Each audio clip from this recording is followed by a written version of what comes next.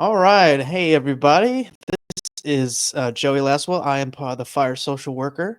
And this is round three of our discussion with the AI social worker. We have Dr. Badillo-Diaz. Thanks, Joey. It's great to be here. Yeah, thanks for jumping on again. It's been for almost 4 months since we last talked. So basically, one quarter has gone by of the year. I know you've been like since the last time we talked, you've been super busy. I've been pretty busy with a lot of projects and things too. But I just thought it would be a good time to jump back in the conversation with you, kind of get an idea of like where you think things are headed with AI and social work in general, and just kind of explain and explore different topics about AI and social work. Yeah, no, super excited to be here. It's always nice to chat, hear about the amazing things that you're doing. I'm so excited to share what's been going on in my realm with the AI social worker, and just feel really fortunate to be here with you today. Awesome. Yeah, thank you. Same here. Okay, so we were talking a little bit prior to the stream, but we are just doing a little bit of catching up. But for the people that are listening on the podcast and watching this after the fact, can you give us a little bit of rundown what's been going on with you the last few months? Yeah, so it's been a busy semester. As you know, I'm teaching at a couple universities, so I've been just really grateful for those opportunities and just been diving into just supporting students. But it's been really exciting to kind of bring in more of AI into the classroom. So that is something, again, as an educator, I've been really intentional about bringing in not only how can I weave it into my coursework and my assignments, but also really engaging with students on the really important topic for our MSW, and even also the doctoral students that I teach to as well, of how is AI going to be impacting the landscape of our field. So that's some of the work that I've done since the last time that we spoke. At the end of August, I launched my new website, the AIsocialworker.com. I've had Hmm. over 3,000 views, which I'm super just pumped Awesome. about, and just so happy that it's free resources for social Hmm. workers on how to use AI. I have a whole free prompt library with over 30 prompts that can support social workers in different tasks using AI. So Hmm. that's been really exciting to launch. And I've also done a couple of trainings as well too. I come from the realm of school social work and education, so I've done some trainings for some state chapters of school social workers, some school districts, and it's just been really exciting to engage social workers in the field to talk about this technology. Some Hmm. are really excited that they've Hmm. kind of knew about ChatGPT, but we got into some really great discussion, in the training sessions, on how to just really take their AI practice to the next level. Or those who are just really new with AI, have never tried it before. Hmm. We're excited to also be able to try these new tools and talk about how they can incorporate this in their practice. Yeah, that's awesome. So, in the general feedback, like, has it been mostly positive or kind of, pessimistic, cynical, nervous, or how does the feedback been from you? Yeah, all of the above. And I think Yeah. initially there's, hesitation, concern, and rightfully Mm. so. I think as social workers, we are trained to think about things critically. We're trained to think about how this is going to impact our Mm. communities, our marginalized communities. What does this mean for our ethics, right? So I think these are really important concerns to have. Mhm. And I've had social workers kind of share concerns like, what if we over rely on these tools? Is Mm. it going to take parts of my job, and am I going to be able to still do the quality work? And then there's some that are like, I just have a lot of technological gaps. I'm really Mm. confused how this technology even works. Yeah. Um, and I think there's kind of like this sort of novice, sort of unknown. And then there's some that are like really concerned about the ethics and the data Mhm. privacy, and as we should be concerned about those things as well too. But there's Absolutely. been some trainings that it's like, oh man, I'm retired, like I wish we had these tools when I was like Mhm. in the field that could make my job so Mhm. much easier. And I think that's been such an exciting part of that work and those conversations, to really empower and uplift, because I know burnout is so real for so many of our social workers out there. So to really Right. hear people walk away, this is just, I'm invigorated by doing Mhm. my job. I'm so excited to try these tools, really help me in my everyday job tasks, to make it easier. And that just, to me, is exactly why I do these trainings. Yeah. Yeah, Mhm. that's awesome. And Mhm. and I think that it is we've talked about it before. We do need to keep, you know, an eye on being Mhm. cautious and, and learning how to use these appropriately, but then Mhm. also we don't want to get left behind, so I think, having, like I said, these discussions to really put it into the ethos and say, okay, look, it's happening, it's here, it's even more advancing now since we've been chatting, Yes. um so it's not going anywhere anytime soon. If anything, it's just going to start accelerating more and more. Right. um Yeah, and, like, ChatGPT just had its birthday, right? It's 2 years mhm, old now, so, it's still in its infancy stage, but like you said, we have to adapt, we have to pivot, and this also is something I say in my trainings too, like, you have you can choose whether or not you want to use these tools, right? That is totally up to you, your sense of agency, but you can't just mhm, not know about these tools and not know how these tools work because they're mhm, going to be impacting you, they're going to be impacting your clients and the communities that you're servicing. mhm, Especially from a mental health perspective, we know, there's some not so great sides or some dark sides to this technology with deep fakes, yeah, misinformation. So this can certainly harm our clients. So we have to be prepared to have those conversations and supports and interventions in direct mhm, practice. But I think also there's a huge opportunity if we're working with clients who need support with workforce readiness and job readiness, that these tools can mhm, help them support writing their resumes or writing cover letters, or mhm, if you want to use it as a tool alongside your clinical practice, that you can, there's therapeutic chatbots out there. So um, mhm, there's a wide range of this technology can be served for good, but we also have to know what this can be also like not for good and tech for bad also. So we have to also right. raising those concerns. Yeah, and I think it goes back to even how like how social media is a platform. It's not good or bad inherently. It is Mhm, just a resource and a tool that you can use how you choose to. mhm, And then I think we've talked about before of trying to train your algorithms for positive versus negative. That you'd be surprised how quickly your algorithms can shift. And that's AI. So you gotta, once mhm, again, you have to go with the flow, learn how to manifest these things, and how to also, you know, take things sometimes with a grain of salt, because as mhm, we've probably both observed, not all AI is great outputs, but it's always learning, it's always growing. So mhm, um, mhm. but yeah, so I'm curious from the school side of things. Have you gotten any feedback from the student side? Like, what are they thinking about AI and using it for school? Do they feel like it's cheating? Is it cheating? Like, what are some of the students saying about AI and stuff? Yeah, no, another realistic sort of conversation we have to grapple with as educators, but also preparing our social workers in the field. So I'm getting a wide range to some where they're saying, we're not talking about this enough in our classes, and we need to be Mm, talking about this more, to like, if we're going to be social work professionals in the field and this is going to be part of our work in the field, shouldn't we be talking mhm, about this more, getting more trainings in the classroom? mhm, To some students saying, like, I know students are using it and they're writing their papers with it, and I think that's wrong. Like, I don't want to be caught plagiarizing, and what does mhm, that sort of mean? And so I know in the conversations that I've led in the classroom with my students is, my perspective is, as a field, we have to support you with workforce readiness, right? We have mhm, to have these conversations about what are the different tools out there? How can they be supporting your every, day job tasks? How are they going to be impacting your clients? And really thinking about ethical use too. Like, as a student, what is ethical? How can you use AI to support you in your assignments? mhm, What are the red lines of considered plagiarism? What is permissible use? And this also now goes back to just a larger conversation just outside the students, but really in the hands of school administration, course mhm, coordinators. Like, our curriculums sort of have to be overhauled now if we're going to really meaningfully introduce this technology into our curriculums. And I think it's definitely, I think students are curious. Students mhm, are using it. Um, some of them not telling their professors how they're using it, right? So they are. But I'm from the mhm, mindset of, let's use it. mhm. Let's reimagine our assignments to include this technology so we can really support with workforce readiness. And I Yeah. think this is a great opportunity to pivot, like you said, and be of the times and be adaptive. This Mm, is the time. Yeah. yeah. Mhm.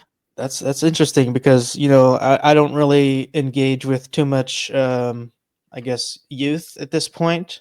Mhm. Um, so I was just genuinely curious how that generation is kind of using it, Mhm. perceiving it, like, because I Mhm. mean there is a social side of this whole AI stuff, like people Yes. are forming attachments to their Mhm, chatbots, and mhm. we sadly had cases of people, Yes. that young person, Mhm, that got really really attached to their AI. mhm, So mhm. that is something that I didn't think we would have to be considering, like this whole concept of that. But I mean, some people might be more susceptible to forming these types of relationships with their chatbots.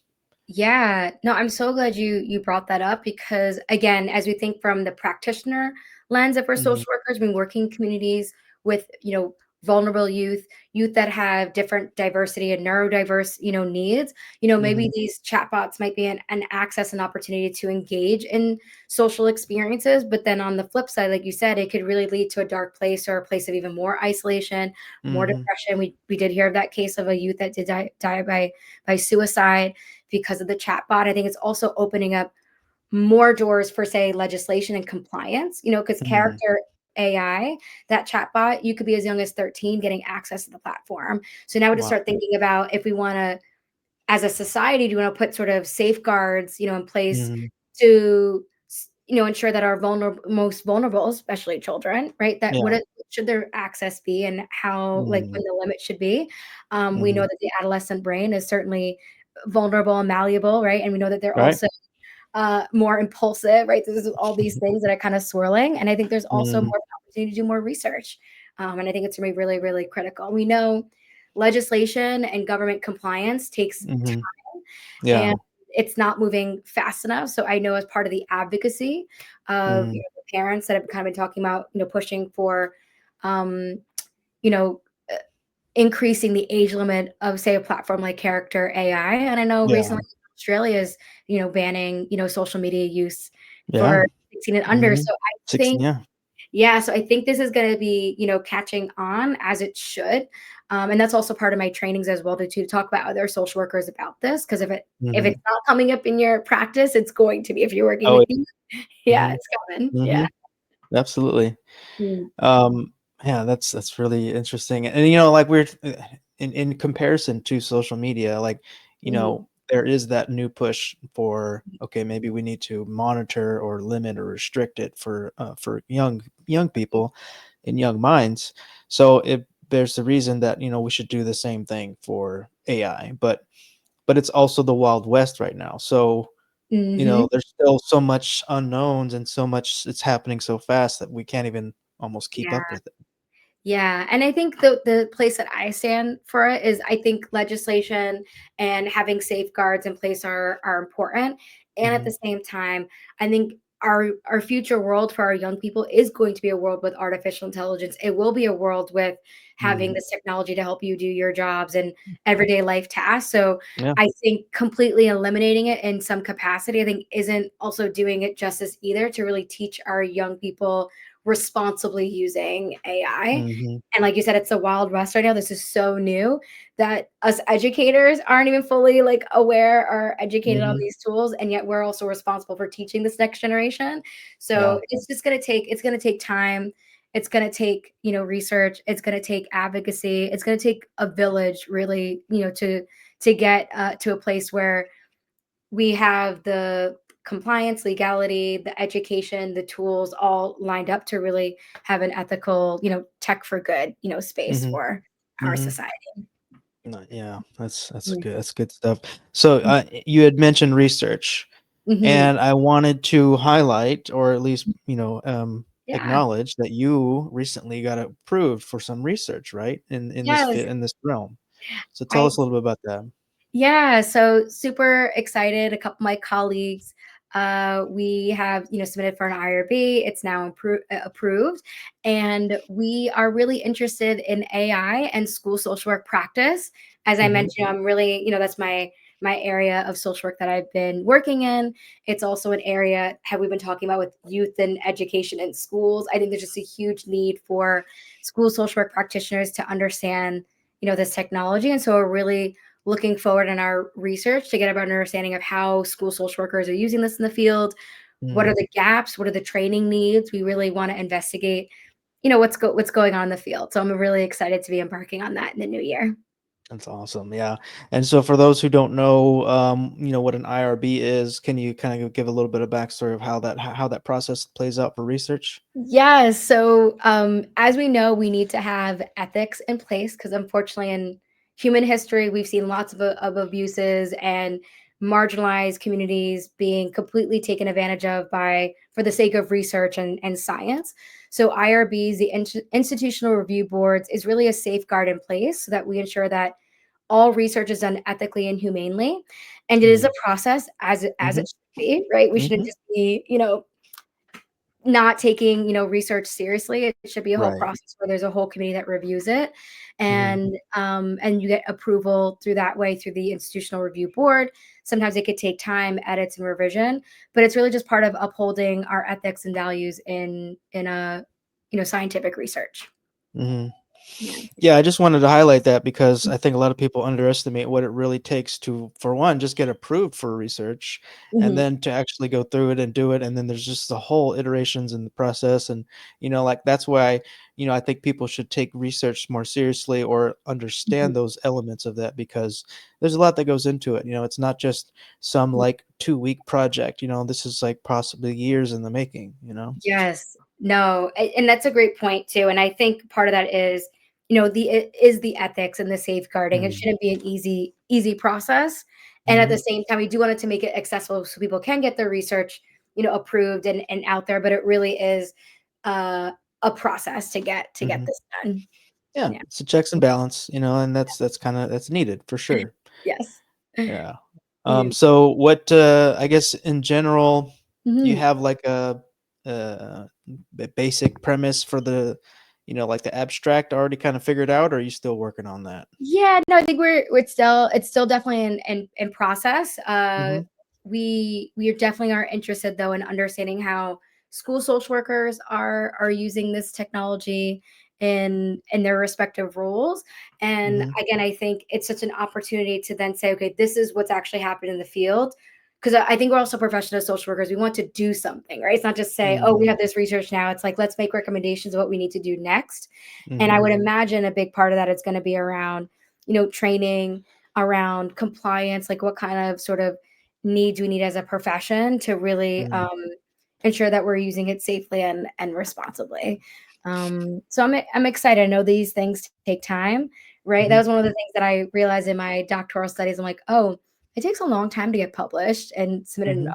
article. Like this is going to take. So I know we're in the very very beginning stages now, but probably get back to me in a year. We'll probably we'll probably have a little bit more done, but hopefully we submitted by that point to a journal. But that's been Mm. I think one of the eye-opening experiences being in Yeah. more the research side, how long this process takes. Mm. Um, Right. yeah. So But that's cool. I mean, like you're branded as the AI social worker, but mm, you're actually doing the legwork. You've been at the forefront of this, I feel like, thank you. and you Mhm, know, you're gonna I think you're gonna have the mantle of AI mhm. social worker for a while. So I think that's really cool. Thank And you. you know, just I'm just along for the ride with you. At this point, like I'm enjoying it. I'm learning.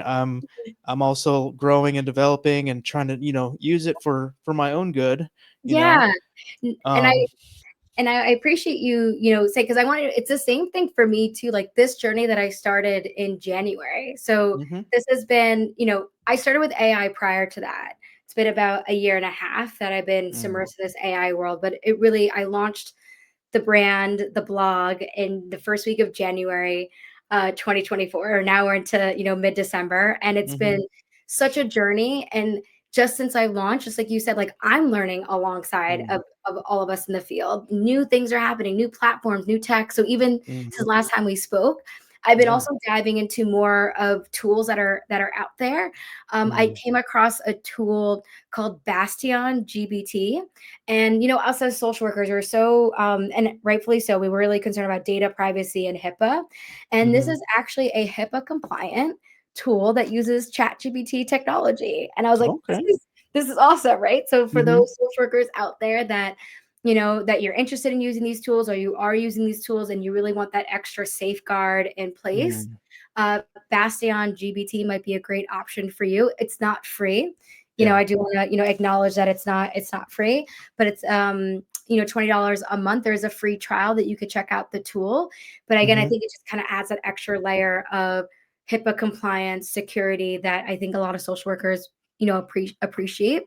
Mhm. Some other tools that I've been, looking more into doing some collaborations with and research Mhm. on my own is Umore. That's a platform that uses AI technology to create CBT worksheets for clients and homework and Oh, assignments. So that's been that's a good I like that. I like that. I'm gonna yeah. look at that one for sure. Yes, we should be having a webinar next week on Monday. So I'll Mhm. definitely send that along to you, Joey, and to your listeners too, if they want to check Yeah. out that webinar Mhm. next week that I'll be Yeah. doing. Um, Another one is Upheal, and Upheal is another AI tool for mental health practitioners, so not just social workers, but Mhm. it's a tool where you can record your, therapy sessions. It will Mm. transcribe for you. It also has those data protections of, security and HIPAA compliance.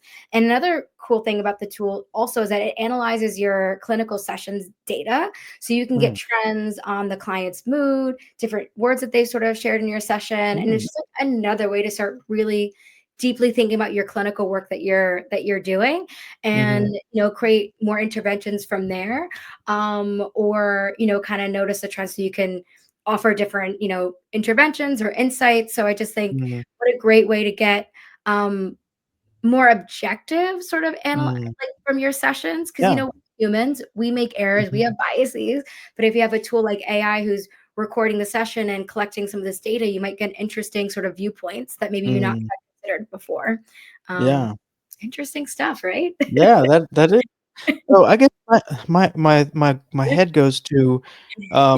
what are the like, with these businesses, like, you got private Mhm. practice, you've got big Yeah. organizations, like, Mhm.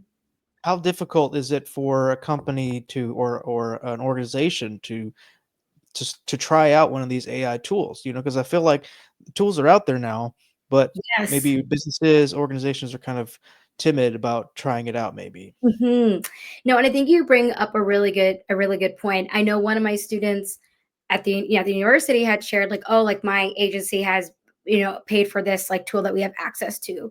But honestly, it's so far few in between that I'm hearing Mhm. agencies purchase. And again, I think a part of it is it's new. It's not, it's a new training.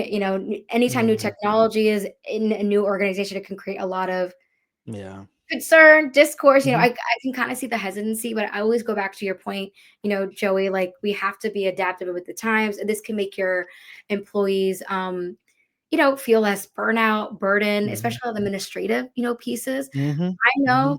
I worked in outpatient mental health when I started as a social worker back in 2011. And Mhm. my caseload was, you know, 30, 38, 39, 40, 41 clients, right? Wow. I was scheduling 11 clients a day Mm. sometimes. In my Mm. my practice, we would have weekly, conversations and supervision about my productivity. Productivity was also Mm. something I talked about at the agency because, and then on top of productivity, not only how many clients are you scheduling that you're seeing, but you have to get your notes in on time. So that's like Yeah. a 40-hour turnaround, 24-hour Mhm. turnaround. And that's like a recipe for burnout, right? Yeah. Like it's Yeah. just too hard to sustain. So what an opportunity if we can incorporate some of these tools with, client consent, because that's, Right. we Yes. can just, use it Absolutely. for that. Mhm. That this could be a real opportunity to support the caseload and workload when I know so many of my colleagues in outpatient Mhm. mental health, are struggling. And I think this could be one solution. I'm not saying the only solution, but it might Right. be a Yeah. solution to ease some of the burden. But I do know there Mhm. are clinicians in private practice who are using it because you don't have to go through the agency, right? You're your own Yeah. entity, but they're Mhm. finding a lot of positive use. I did a training, I want to say last month, for mental health clinician practitioners, and they Mhm. were kind of walking me through like how they had the consent conversation with their clients. And yes, there have been a few that have, some concerns, but majority were Yeah. really open to this process. Mhm. Yeah. I mean, if anything, it's the modern equivalent of having your sessions videotaped, so, like, for training and whatnot, Mhm, some people will agree to that, as long as they know that it's confidential, then it's not gonna get disseminated, but mhm, yeah, I mean, just I'm just thinking about the amount of hours, man hours saved, Yeah. not having to write out all those case notes. And I think people, especially people practitioners, know that you said it also leads to burnout. It's Yeah. stressful. It's time sensitive, and Mhm. not saying that we use AI to do all that work, like you said, but Mhm. it's a much more efficient way of basically just analyzing data, and then you can basically add and subtract as you see fit. And Yep. and and I mean, I don't know, I just feel like that's a potential game changer in the industry, because think about how much more, or how much a backlog that would clear up, Yeah. clinicians would be less stressed, they would also have more time, and maybe they could decompress more, they have more time to decompress. And Mhm. I don't know, I guess my mind is swirling with all these possibilities, but it's going to come down to, once again, people consenting to it. Yep. um but I Yep. think if you were able to, yeah, if they were able to explain it in a way that Mhm. they see the benefit. Because I think the other thing that could be incorporated, and I think we've talked about it before, is like having the Mhm. case notes basically shared between client and Yeah. Yep. practitioner. Yep. So that way, if you have homework, and I've been guilty of that too, Yeah. therapy homework is great in session, but then as soon as you leave that door, it goes to the wayside a little bit, Yeah. So, so Yeah. yeah, I think that would be really helpful for both client and Mhm. practitioner. I absolutely agree. I think again, the opportunity thing is just the willingness to be open, the willingness to pivot, and this willingness to also have these important conversations and Mhm. training. And the other thing, in speaking to other mental health practitioners who are using these tools, you still have to review the note. You still have to make Yeah. sure it says everything that you are intending that you'd like the note to write or to say. You may want to make sure it's confidential. If there's no information that you want the insurance company to know. But what a time saving tool. Mhm. And if you're so, and I know I've been a supervisor. I know from a management point of view, it's so easy to get just so in a snowball with needing to get all these notes completed. And I just think Mm. what an opportunity to support even from the business sort of management side, that if you Mm. have a Yeah. tool that could really help, your employees, something to consider and think about, Yeah, you know? absolutely. Yeah. So if you any of you private practitioners, if you use this already, I think there's quite a few tools out there that are HIPAA Mhm. compliant, and like you said, practitioners are using it. So, yeah, like let us know how it's working for you. Give us some feedback, and maybe we can convince other people to do the same, or maybe they'll convince them not to.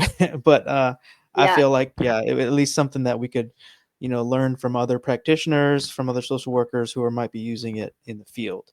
Mhm. Um, but and then speaking of using chat like AI, in preparation for today's session, Yes. I actually used ChatGPT. I grabbed all the transcripts from our previous interviews, and then I had it do a nice little recap, and basically created a whole outline for things that we could talk about. And I was just Mhm. like, that took all of a few seconds. Well, no, it did take a little bit of time, but I mean, just the amount of time that it saved me, and energy, mental energy, I think Mhm. is really one of those things that people can, I think if they can quantify that a little bit more, they Yeah. might be more on board with using AI for Mhm. their own personal needs. Mhm. And I think it's starting to break into Yeah. the the discussion, the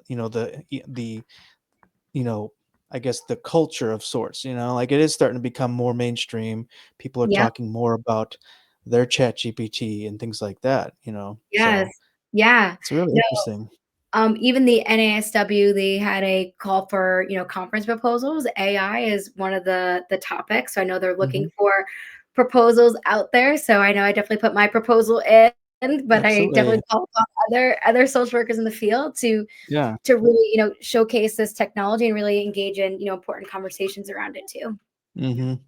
Mhm. And I really do think there needs to be, if there isn't already, I mean, I guess there probably are, but like actual tech companies that Mhm. are, social work um involved, or have social workers in the board or in the team, and actually, Mhm. experienced practitioners that know, okay, no, this is how we need to incorporate this, or this, and like I said, going back to Yes. being part of the process versus being at the mercy of all these tech companies that don't necessarily know what it is to be a social worker. Yeah. So if you know any of these tech billionaires want to hire us as consultants, that would be great. I would not turn that down. I have a Yes. very modest fee and very reasonable. So Love um, that plug. We gotta put in the plug here when we yeah, got to Yes. manifest that.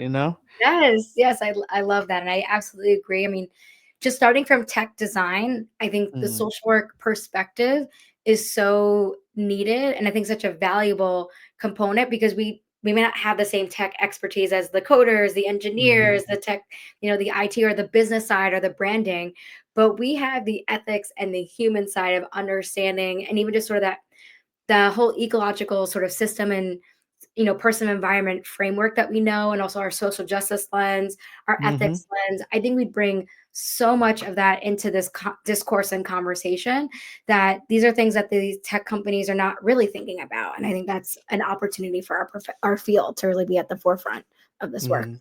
Yeah. Yeah, definitely. Mhm. And in thinking about other social workers in the field that are interested or advocating for AI, Mhm. I did actually try to get Ernesto Bejarano, Yes. the Yes. AI social work mentor. I just Yes. gave a shout out to him. I was kind of last minute, but I asked him to Mhm. jump on the stream, but he couldn't. He had obligations. But Oh, I definitely want to pick his brain because I know he's been doing a lot of really cool stuff. He's got the social work AI mentor. I'll yes. put a link. Yes. I'll put a link to that in the show notes. But yeah, I mean there are people, there are social workers that are doing really interesting Mhm. things in the field.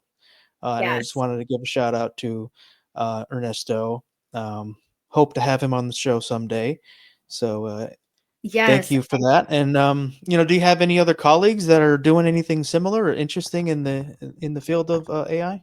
Yeah, no. So, I mean, I just want to definitely also put in a plug for Ernesto's, tool. Anytime I do trainings, anytime I speak to my students, I'm always saying, hey, there's actually another social worker in the field who is doing this work, right? It's not some Yeah. tech company, it's one of us. And I think that's super, super exciting.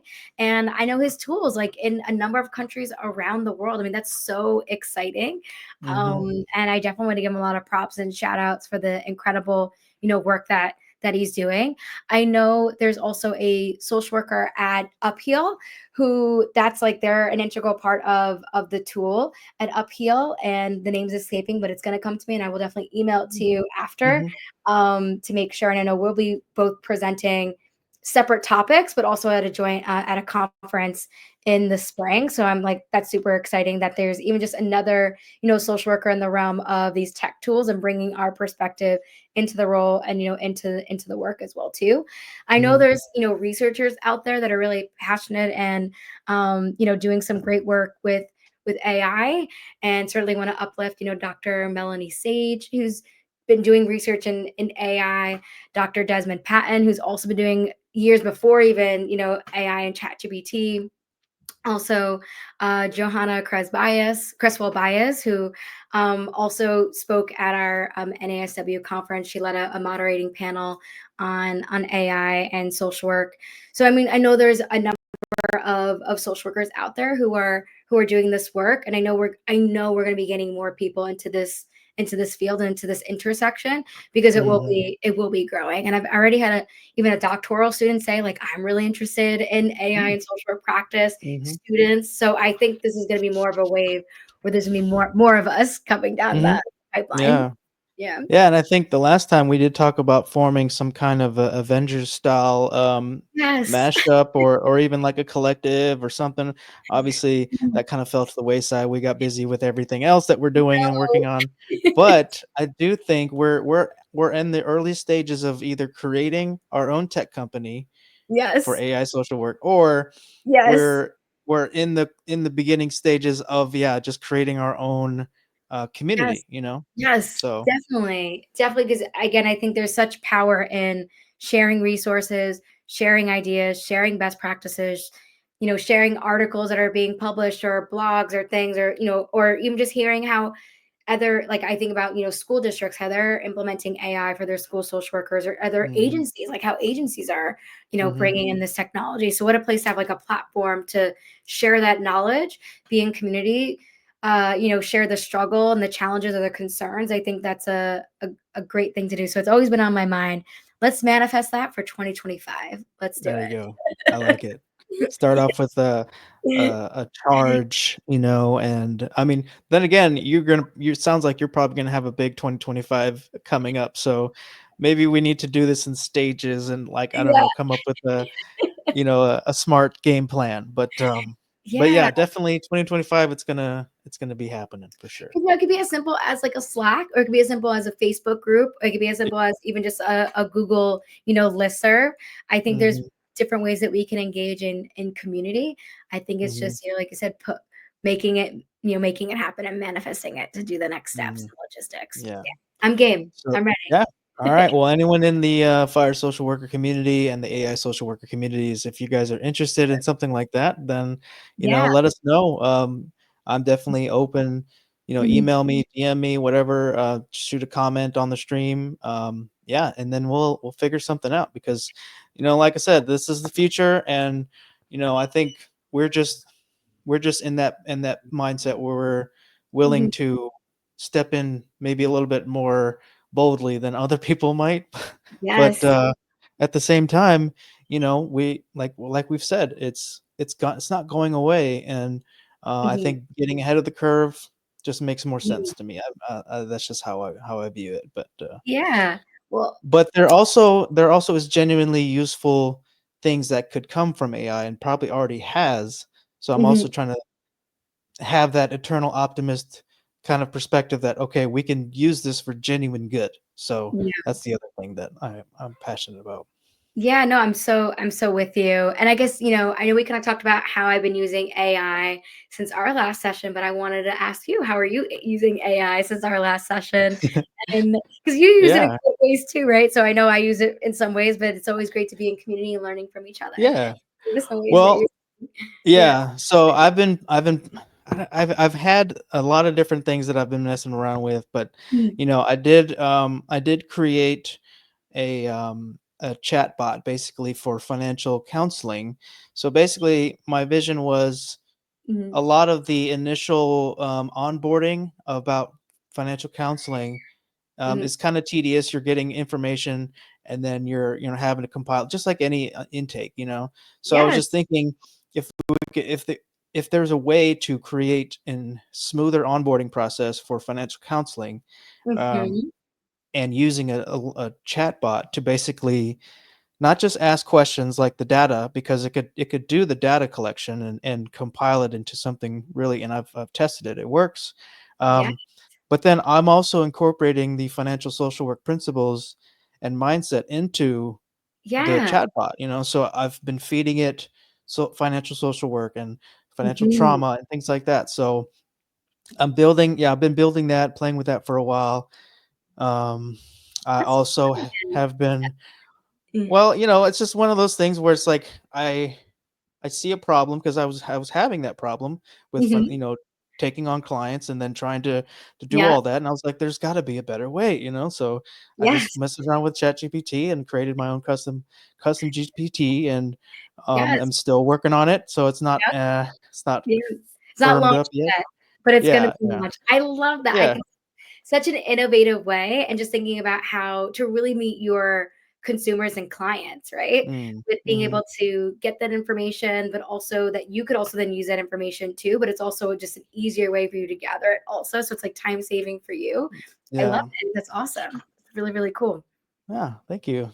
Mhm. And so that's one thing that I've been working on Mm. off and on. And then I just recently published, I don't know, like we've talked about it before a little bit, but like almost like a collaboration with Mhm. ChatGPT and AI, Mhm. and using it to like basically create a bunch of detailed prompts, Yep. create a story, and Mhm. then also use that data to create images. Mhm. So I'm basically envisioning a an episodic, graphic novel, like a weekly thing, or I don't know, however long it's gonna take, but basically have have a story, a comic book type of story. And this is purely just for fun. This is nothing, anything, crazy. Just something that like a creative outlet that I just had to scratch. Yes. Um, and it's gonna be called The Social Worker, at least for now. And it's Yes. basically a premise is a social worker who basically gets superpowers and then is fighting bad guys with Yes. empathy and with compassion, and instead of hurting people, trying to actually cure and fix people with their superpower. So That is um that's so, and again, so, so creative, right? And I think, again, I think it just kind of speaks to how much does it open up the door for creativity when you have access mm, to tools like these. I'm yeah, making an assumption. I don't know if you are like a graphic artist who could do this artwork by hand, but think not about now, really. you don't even need to. You have access i, to I AI. know. Like, And yeah, it's not perfect, but like it the I just generated a cover page or a graphic, mhm, cover art, and I was mhm, like, that's amazing. Like I just would have never. I don't have that ability, but and I know people do, but I mm, mean, for it to just come out of all the prompts and all the information that I fed it, and yeah, it was like it went from my brain to the mhm, page, yeah, um, and so yeah, it's just been really cool experimenting with that from a creative side.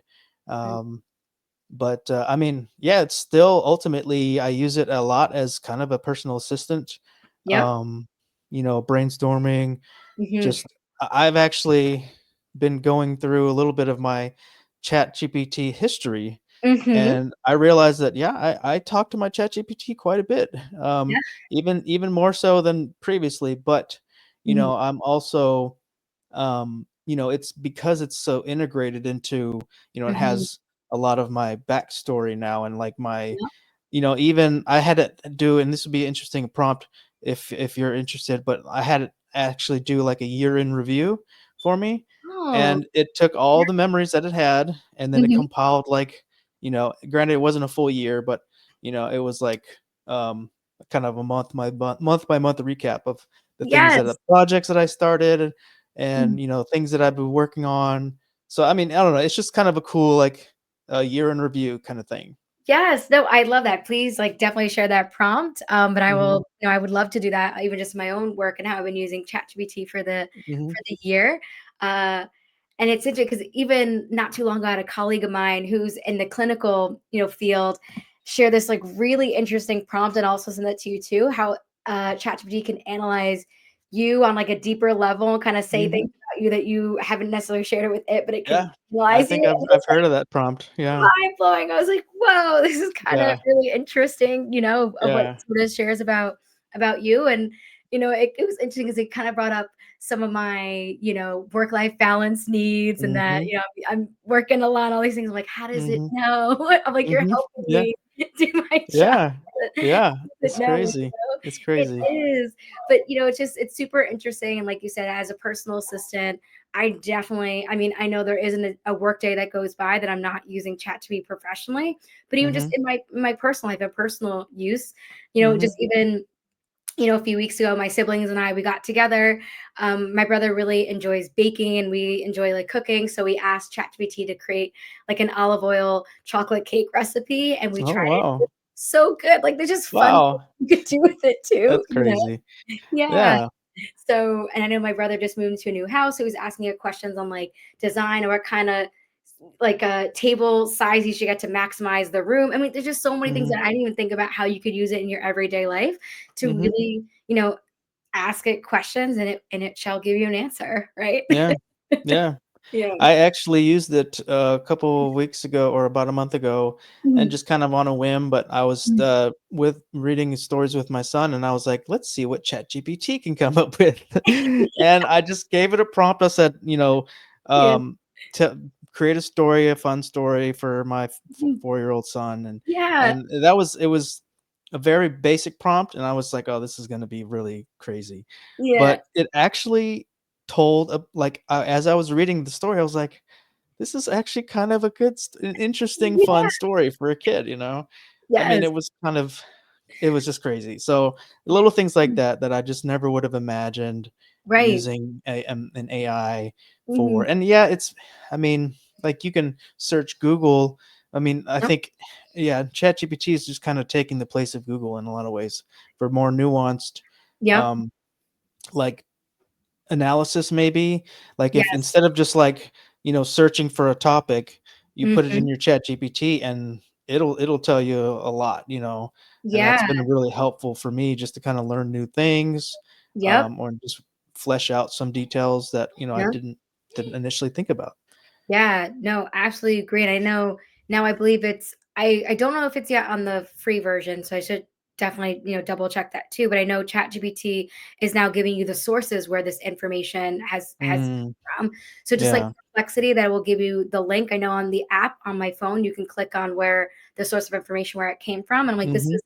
this is now, I think, I think some concerns, and I know I've gotten this question in trainings, like, where is this information coming from? Like, how do I know what it knows, what it Hmm. knows? I'm like, no, that's Yeah. a really good critical Yeah. question to ask. Absolutely. Yeah. Yeah, and so I think it's, I know Perplexity has been doing that for some time now, where you could ask questions and Perplexity will give you exactly the sources, the website where the information is coming from.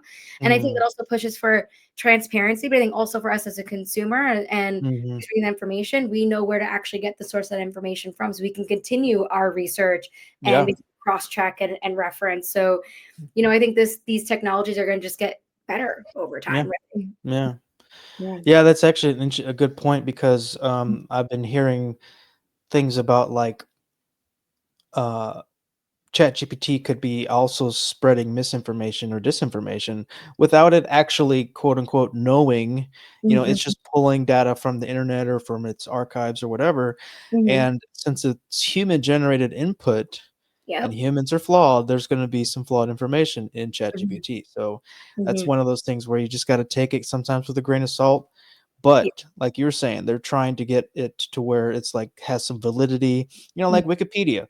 Wikipedia is user generated, um, but they have the facts. They have the proof and the references. So Mhm. that adds an air of Yes. validity to it.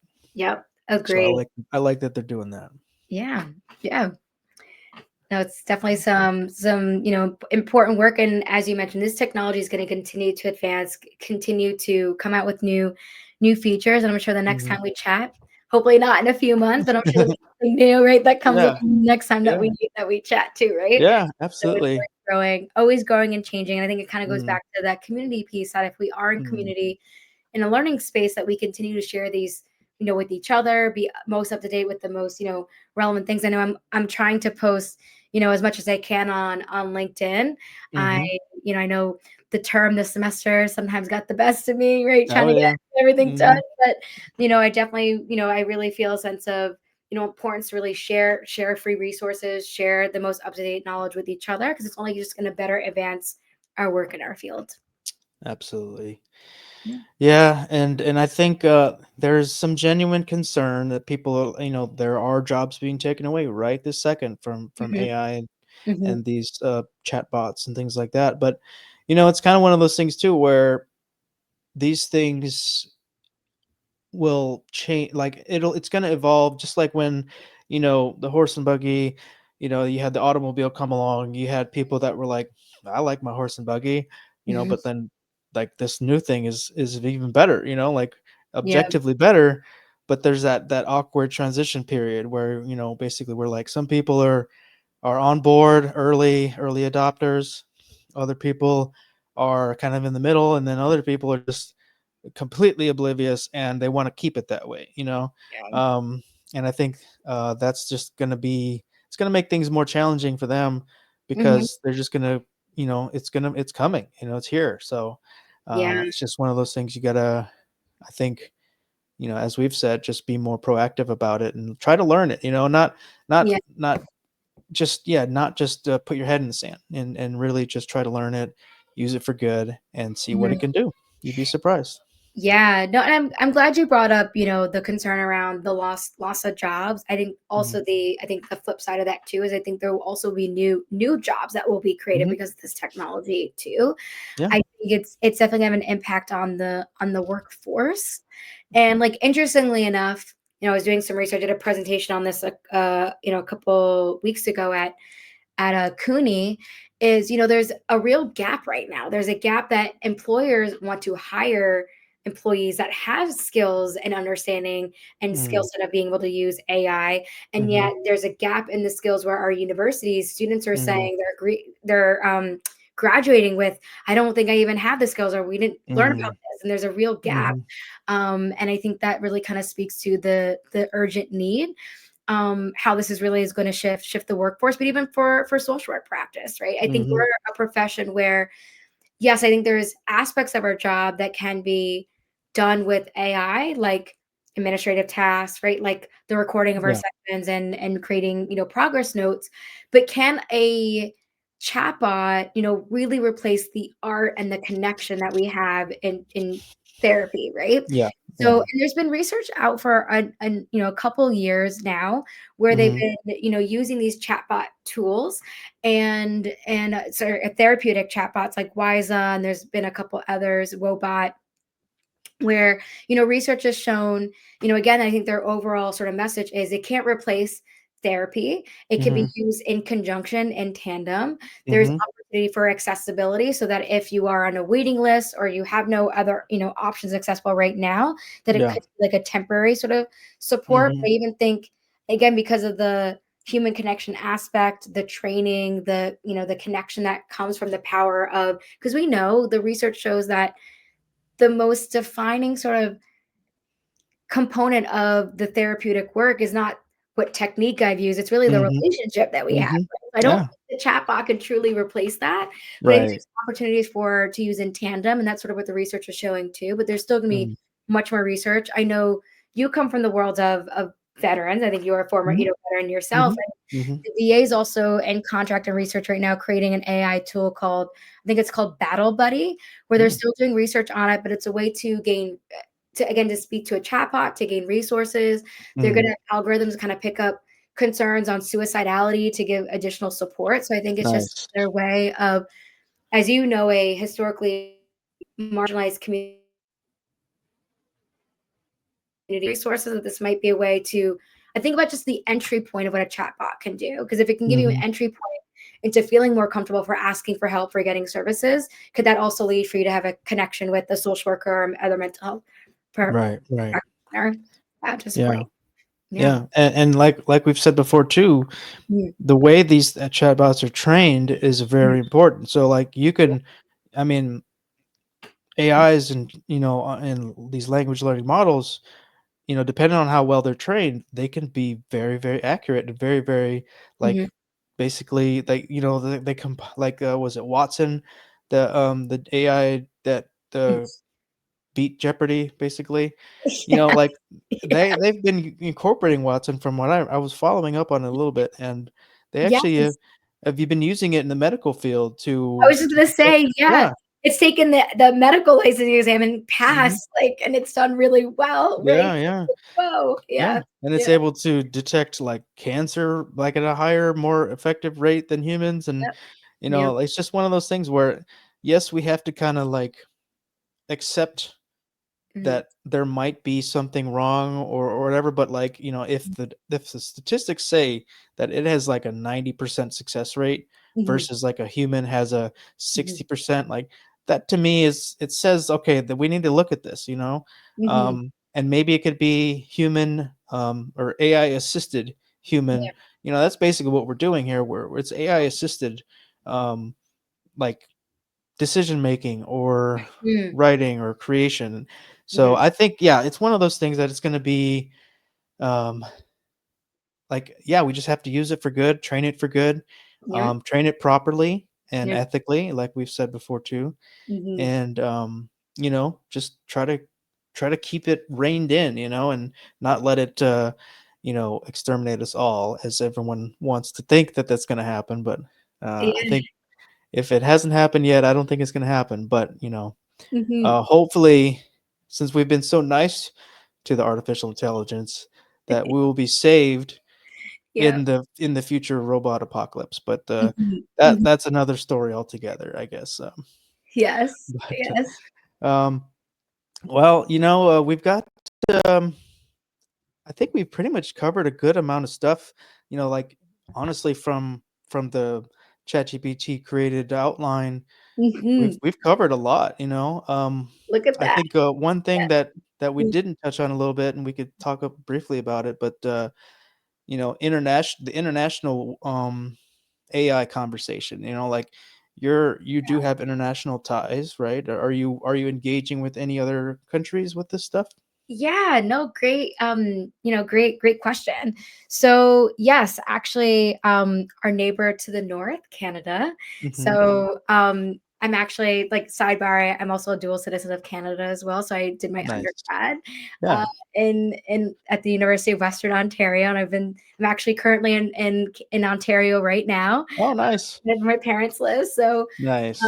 and so really, I'm super excited. But in April, I've been invited to speak on a symposium, a national symposium for Canadian social work Mm, in Montreal, and to really engage in this same topic, right, of mm, AI and social work.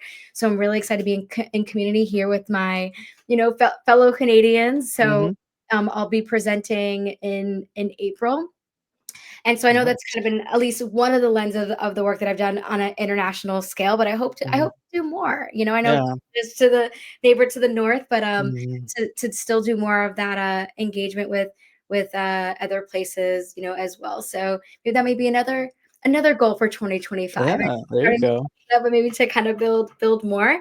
Mhm. It's also really cool is looking at the data of my website. It's been really exciting to see just other countries like Mhm. Japan, Ethiopia, Mm. India, Dubai, like the United Emirates, um, Mhm. just seeing other countries around the world that have been checking out my website. So I'm hoping Yeah, that might lead to other connections, internationally. absolutely. So if you are Yeah. internationally out there and want to connect, like please, by Yeah. all means, I would love to, chat at university, do a training, or just Mm. even, talk and network too. Mhm. I think there's a lot more work to be done even on an international stage. Yeah. I did connect with a social worker from South Africa who's done some work in Mm. writing on Mhm. AI and social work practice in their country in South Africa too. So I know there are other countries who are engaging, in this work. Also, so I thought Nice. shout out. Yeah. Mhm. Yeah, I mean, it's one of those things that it's gonna be as ubiquitous as social media is now, Mhm. so Mhm. other countries are gonna have to deal with it their own way. I'm pretty Mhm. sure the UK is gonna look at it way differently than we are, and Yeah. that's fine, like, it's gonna you make it, appropriate to whatever country and nationalities that you, uh, Yeah. have, so, yeah, that's really cool, I'm Mhm. hoping to hear some more good news about those Yes. connections in the future. Yes. Um, so let's see, what's our homework? We have to create the AI Avengers. Yes, Um, and I got some ideas for my next steps. I have a small listserv okay, from my website, but I would love to survey the listserv and okay. see maybe a platform. Maybe we can maybe choose it between Slack, doing a Google like Mm. a Google group, or maybe doing Facebook. But if there's another option that you think of that might be a great platform, we can even ask ChatGPT what's a great Mm. platform. Discord. I think Discord could be a good option. I've been using that a little bit lately. Okay. Um, Yes. but yeah, we'll have to brainstorm a little bit. And yeah, if you guys have Mhm. any feedback or suggestions for how can we create the Yep. AI Avengers, and if you want to be a part of it, obviously let us Yes. know too, because at this point, the more the merrier. The hive mind that we're going to start to build together, Mhm. um, is I think could be a very powerful thing. Yep. And one thing that actually a lot of people might not realize is that you can actually share ChatGPT. Like you could share it with people and Yes. collaborate.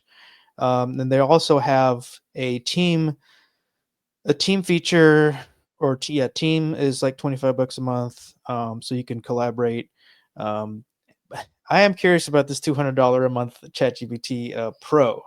Yes, Um, I know. that like obviously I can't rationalize spending that money, I but same, I am yeah. genuinely curious to see what is it what do you get benefits from, Um, I know. It's piqued my curiosity. I don't know if I can financially commit to it. right, right. Maybe there might be an opportunity in the near future, but, definitely has piqued my interest also. But Yeah.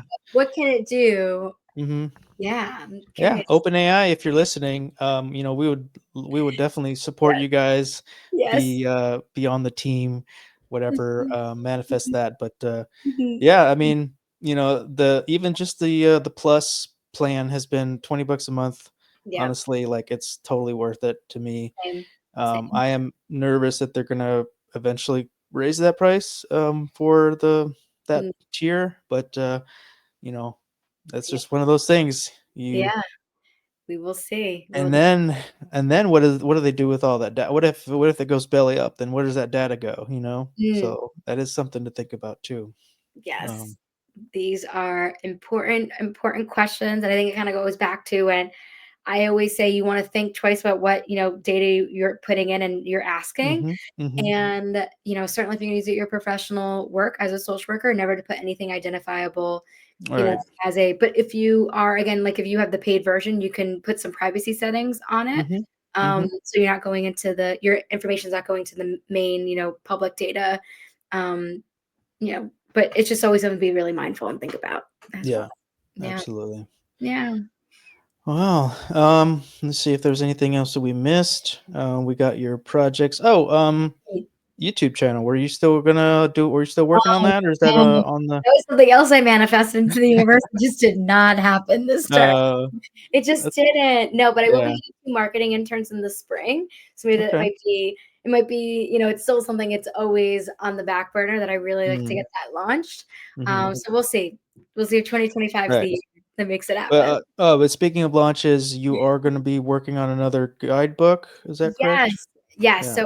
So I did publish and it's free on my website right now at the AISocialWorker.com that you Mhm, can download a free 83-page guidebook for, incorporating AI into your social work practice. If you're either micro, meso, macro, I also have a nice little small guidebook for school social workers and how to use ChatGPT for school social work practice.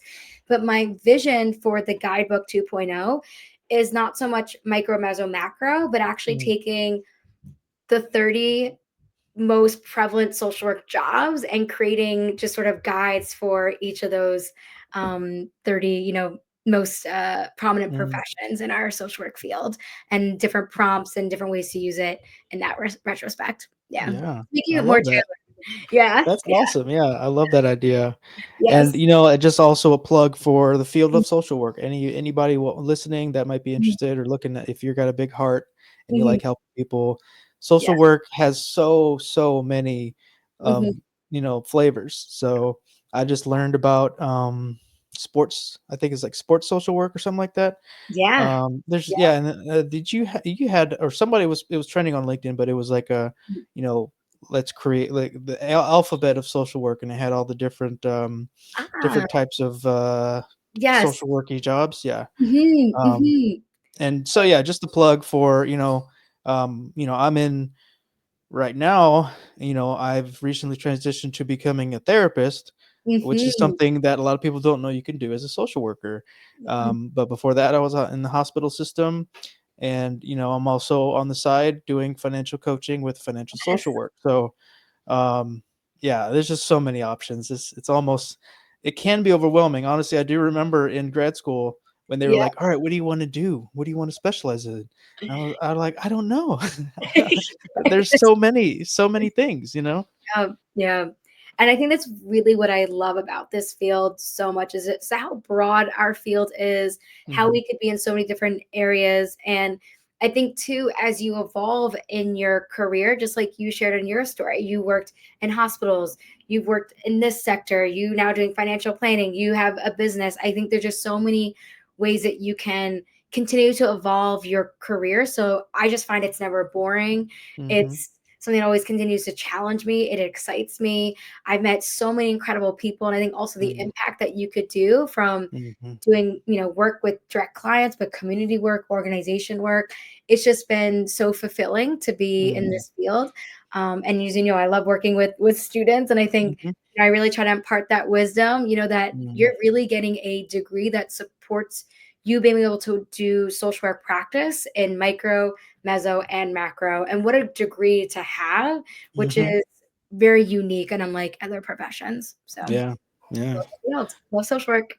Absolutely. Team social work all the way. Yes, yes. Um, well, let's see. I think, man, we covered We quite a covered it bit. all. We did Yeah. it. So, and we're gonna use. Obviously, Mhm. I've been using Yep. AIs for Mm, editing, yep. and making clips and posting and all the stuff that I'd have to do manually. Mhm, I just couldn't do it. mhm, So, mhm. and it's not always perfect. Like sometimes it'll cut, Yes. at a weird angle or a weird spot and Mhm, cut off a little too early. But mhm. overall, like it does a really good job for the most part. Yeah. Um, and Yeah. that's just like I said, it's a tool, Mhm. and you can use it for making your life easier, or just for something for fun. So, Definitely. but yeah, so I'll be using some uh, some tools to kind of cut the footage, get some cool little clips going, and then Mhm, we'll push it out into the ether. But mhm, yeah, so any last minute ideas, concepts, things that you wanted to mhm. highlight or touch base on, or anything like that? No, I think we, again, as always, had great conversation. I just love being in learning community with you, learning how you're using, ChatGPT and these tools. And thank you again for having a platform to share and continue to raise awareness. And, again, just education around these tools too, so we can use it ethically and responsibly. And I look forward to our next chat, which will hopefully be soon. Yeah, yeah, absolutely.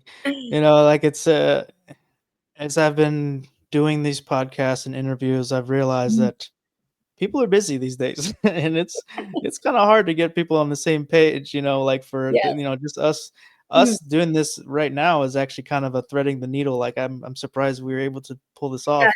But Yes. yeah, it's been really fun and Mhm. engaging, and yeah, I learn something every time, something new. Mhm. So yeah, just grateful to be here, and to have people like you on to have these kind of conversations.